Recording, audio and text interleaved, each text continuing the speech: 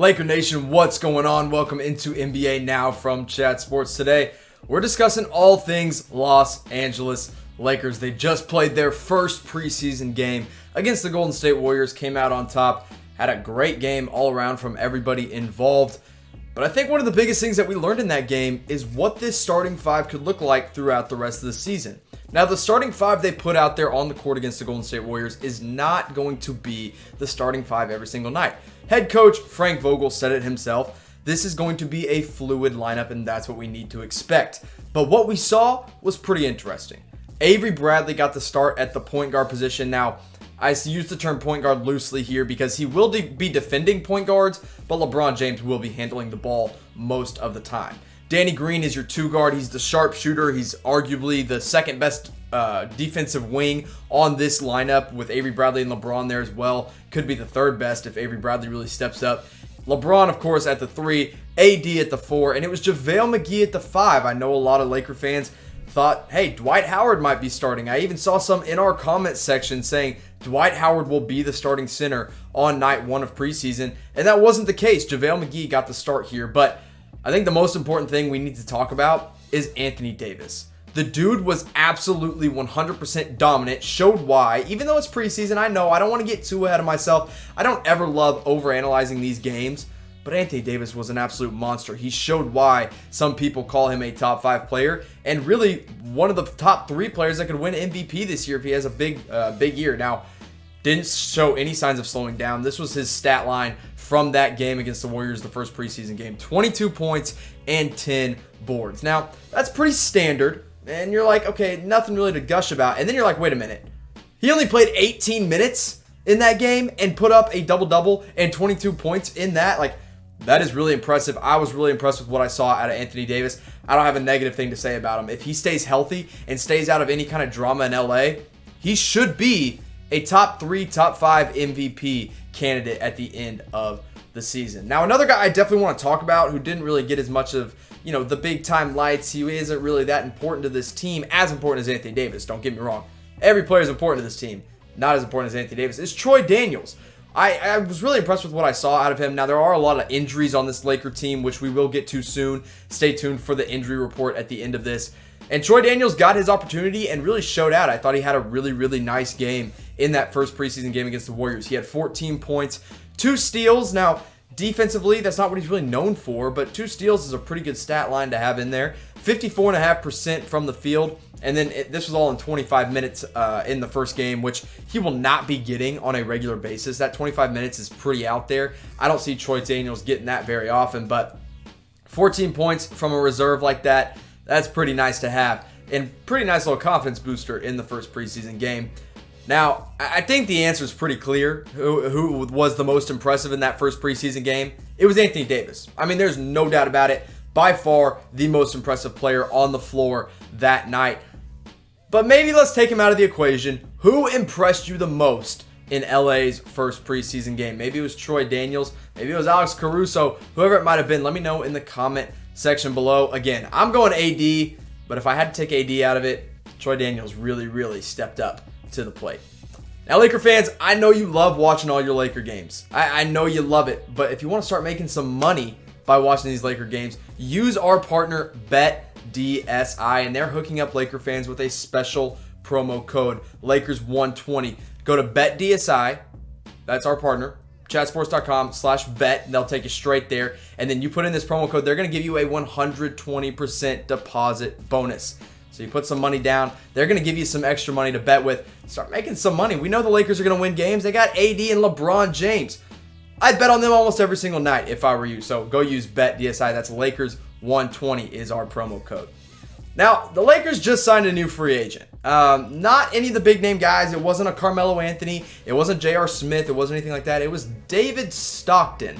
And you might remember that last name because he is, of course, the son of John Stockton. So that maybe had a little bit to do with why he's back in the NBA. He did play a little bit for the Sacramento Kings and the Utah Jazz when he was in the NBA recently, but he only played 3 games for each of those teams, didn't really make an impact. Last time he was in the league was in 2017, 2018, and last year he spent time over in Germany playing professionally there in the Bundesliga league. So last year with his German team, 8.7 points per game, 3.6 assists, 2 boards, 20 minutes per game. You know, these aren't really impressive stats. These aren't really impressive numbers. I truly believe the main reason David Stockton is on an NBA team right now is because he is John Stockton's son. But look, the main thing is that he's a camp invite. They're not really paying him any real money, nothing against the cap. This was his first preseason game. He did get some run with the Lakers in that first game against the Warriors. It wasn't really pretty, but he didn't have a lot of time to show what he could do. 3 points, an assist, a turnover, and that was only in 7 minutes of play. Now, I will say they signed him like a day before that game happened, so he didn't really get a lot of time. So maybe in the next preseason game, we'll see a little bit more David Stockton and see what he can do, but again, he's a camp invite, along with these other guys. Devontae Cacok, he is, of course, the undersized center. He's playing more power forward now that he's in the NBA. Demetrius Jackson, who I actually loved coming out of the draft when he came out of Notre Dame, but really hasn't done anything in the NBA. And then it's David Stockton. These guys are all there in case they have more injuries they have to deal with, in case one of them shows out in the preseason. They're like, hey, maybe we can give you some kind of unguaranteed, non-guaranteed deal. If anybody's going to make the roster out of those 3 guys, I'm going to guess it's Demetrius Jackson. But I know people would like David Stockton to be in there just because of his name. Which camp invite to you, though, has the best shot at making this roster? I think realistically it's Demetrius Jackson. Demetrius Jackson is just a versatile kind of athletic guard. And the Lakers, you know, they're low on those athletic guards. I know Alex Caruso is the second most athletic player on the Lakers behind LeBron James. But then you got Quinn Cook, and he's hurt right now. You got Troy Daniels, but he's more of a 2 guard.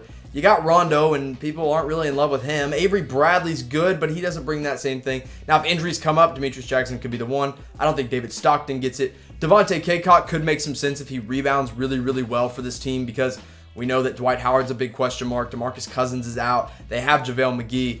And Kyle Kuzma's out right now, just for now. And while we're talking about injuries, we got to get to the injury report, because there's 5, actually 6 Lakers on the injury report right now. Quinn Cook dealing with some left calf soreness.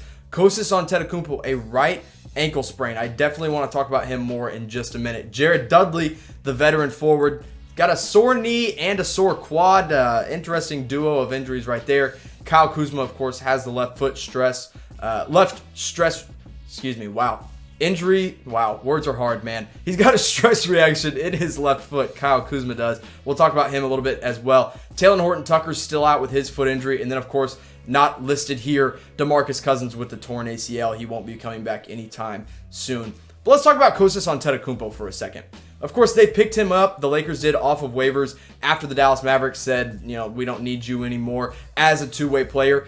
And that's what he is. He's on a 2-way contract, so he'll be spending some time in the G League. He'll be spending some time in the NBA, but he's got this left ankle sprain, and it's kind of unfortunate. Right ankle sprain. It's kind of unfortunate because with these guys that are really looking for a fringe roster spot, you want to show out as much as you can in G League or in the preseason. And Kostas, when he was with the Dallas Mavericks, because I watched him, he was great in the preseason. He did some really, really good things. And if that ankle sprain keeps him out of showing out what he can do in the preseason, that could hurt his chances of getting some real NBA minutes. Now, I will say the Lakers mentioned they're really just holding him out for precautionary reasons. They're not super worried about this ankle sprain.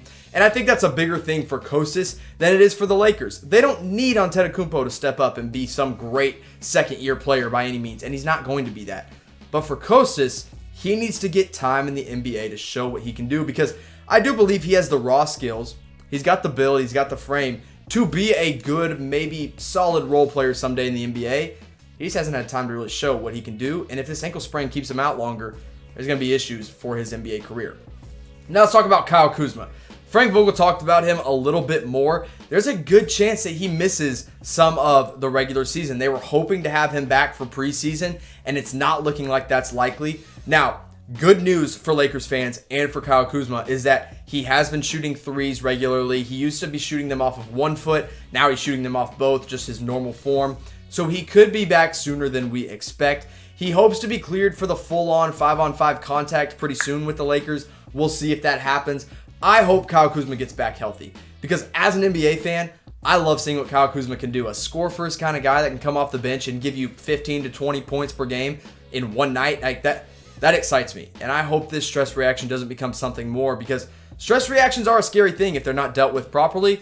But I think Kyle Kuzma is going to be just fine. But I got to ask you guys, ask the true Laker fans out there of Lakers Nation, are you worried at all about Kyle Kuzma's injury? Type Y for yes, type in for no. Honestly, I'd be typing in for no. The Lakers staff hasn't really said a whole lot that it's going to be a big deal. I don't think it will be, but it's at least worth monitoring. And I can promise you guys, here on the Lakers Report, here on Chat Sports, we're going to be monitoring all things Lakers all season long. So hit that subscribe button and follow us at Chat Sports.